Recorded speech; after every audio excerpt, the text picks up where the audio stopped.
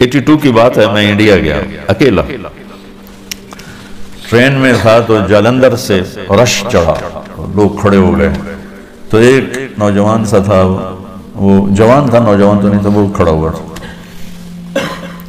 तो मैं एक सिख को दावत दे रहा था, तो मेरी गौर से ना सुनता रहा, तो मुझसे अंग्रेजी कहता फ्रॉम वेयर यू आर, मैं कहा फ्रॉम पाकिस्तान। तो फिर कहने लगा फ्रॉम वेयर इन पाकिस्तान, मैं कहा मुल्तान। फ्रॉम वेयर इन मुल्तान, मैं कहा व्हाई आर यू आस्किंग, क्यों पूछ रहे हो? I am from Multan, a small town Tulamba. जब तुलंबा का तो मैं हंस पड़ा, तो फिर उर्दू में बोला, हंसे क्यों हो? मैं कहा आई एम फ्रॉम तुलंबा। कहने लगा अपनी बोली बोलिए।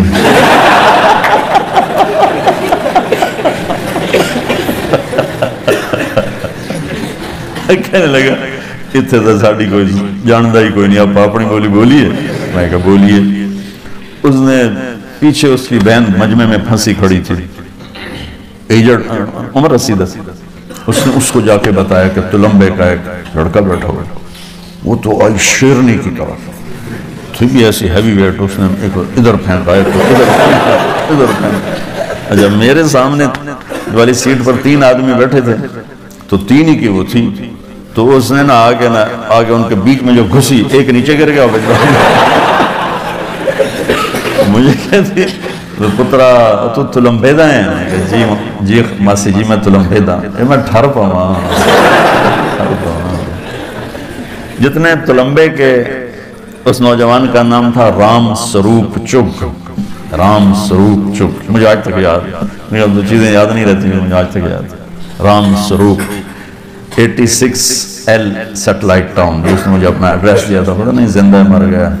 लेकिन तुलंबे के हिंदू सोनीपत शिफ्ट हुए, और सोनीपत के मुसलमान वहां तगा एक कौम थी बड़ी, वो तुलंबा शिफ्ट हुए। कुछ उसमें राजपूत फैमिलीज भी हैं, कुछ तगा फैमिली। तो वो बीबी जलंधर से जो शुरू हुई है मुझसे बातें करना तुलंबे की, तो सोनीपत तक वो चुप नहीं हुई।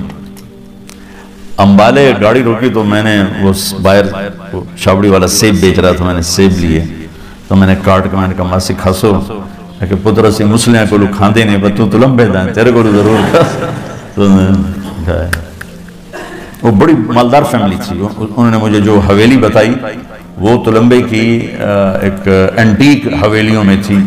तो कहने लगी मेरे बापू हवेली पूरी की थी तो मुल्क बन गया, तो सानू छोटा जहा है उसले राम स्वरूप जमे आया हाली 6 महीने का, इनू लैते असी निकले हैं, तो हर शह छड़ते आ गए। तुलंबे में हिंदुओं की 2 बड़ी फैमिलियां थी, एक परूथी और एक चुग।